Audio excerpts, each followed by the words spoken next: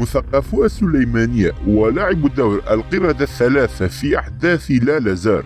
في 22 آب اندلعت اشتباكات خطيرة ومدمرة في سليمانية، حيث هاجمت قوات الكوماندو التابعة لبافل طالباني لاهور طالباني الرئيس المشارك السابق للاتحاد الوطني الكردستاني وأشقائه. واستيقظت سرجنار مملكة السياحة ومركزها الفاخر في سليمانية على وقع ذوي الدبابات والمدفعية.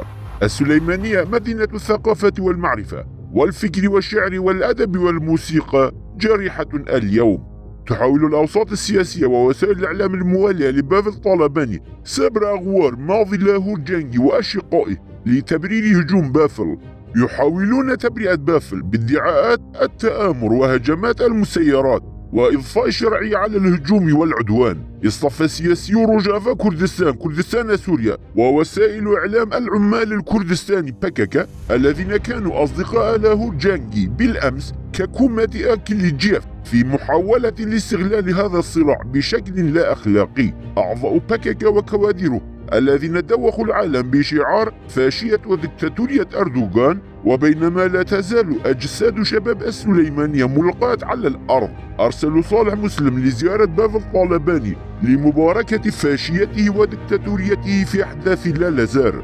ونظرا لتكميم وإسكات إعلام لاهور جانجي، فإن من يدافعون عنه ويحمونه هم قلة قليلة، من كان على حق ومن انتصر.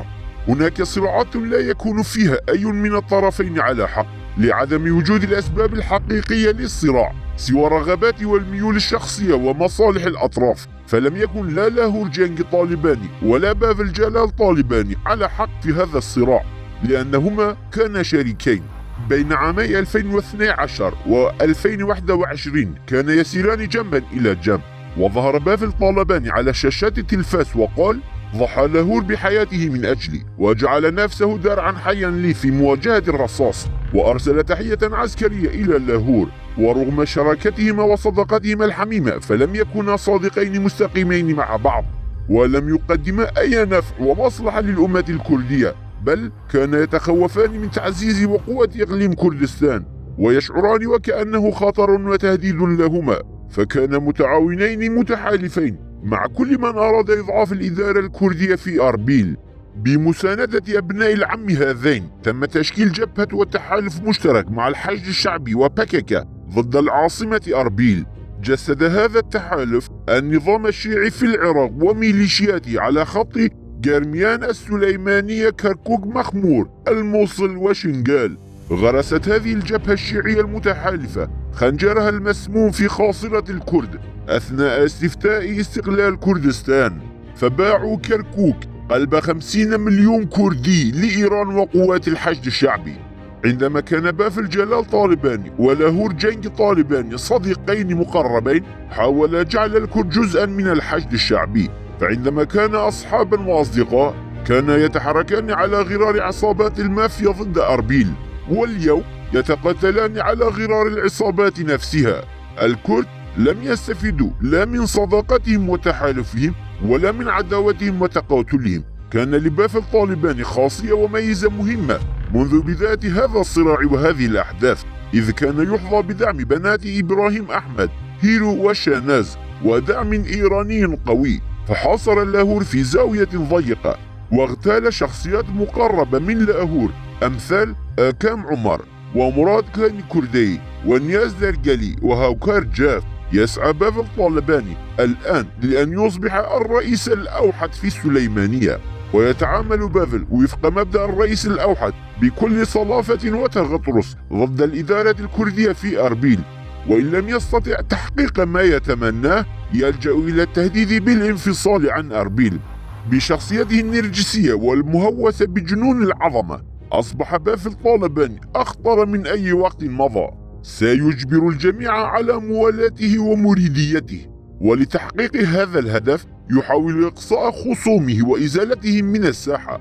من ينتقده فقط دون أن يتحداه سيستهدف، بل حتى لو لم ينتقدوه فهم مستهدفون لمجرد عدم ترديدهم شعار عاش الرئيس بافل، بمعنى أن فترة انقلاب 21 آب في لالازار لم تنتهي بعد وستستمر.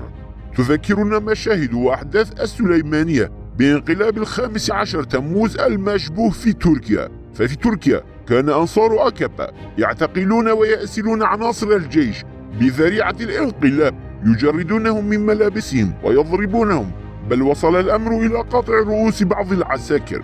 وبعد أيام تواطأ أردوغان والقادة العسكريين وتحالفوا سرا وهاجموا وداهموا منازل آخرين. قتل أطفال بين الطرفين، ومنذ تلك الليلة انقلبت الأمور في تركيا رأسا على عقب، وفرض جو من الخوف والرعب على الشعب. طأطأ الجميع رأسه وخضع أمام سلطة أكابا، والأمر نفسه سيتكرر في سليمانية.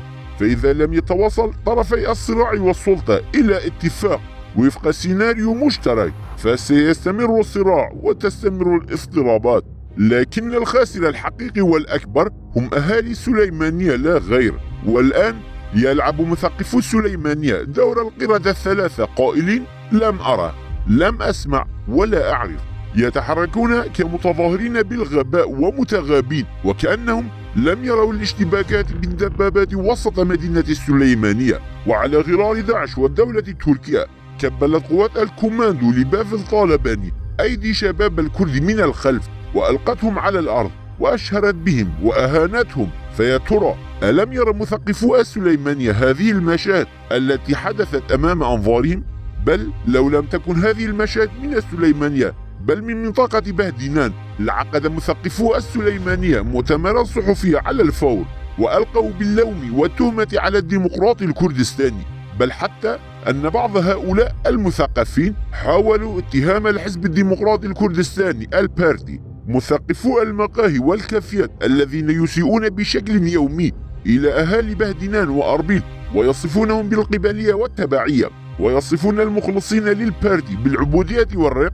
أصبحوا في مواجهة هذه المافياوية في السليمانية يجسدون دور تلك القردة الثلاثة، أكبر المتهمين في ارتكاب كبرى جرائم الفاشية والقتل الممنهج والسري الذي مارسه الاتحاد الوطني الكردستاني خلال السنوات العشر الأخيرة هم الصم البكم، هم الذين يعتبرون أنفسهم مثقفي وديمقراطية السليمانية بينما يغضون الطرف عن هذه المافيا السياسية.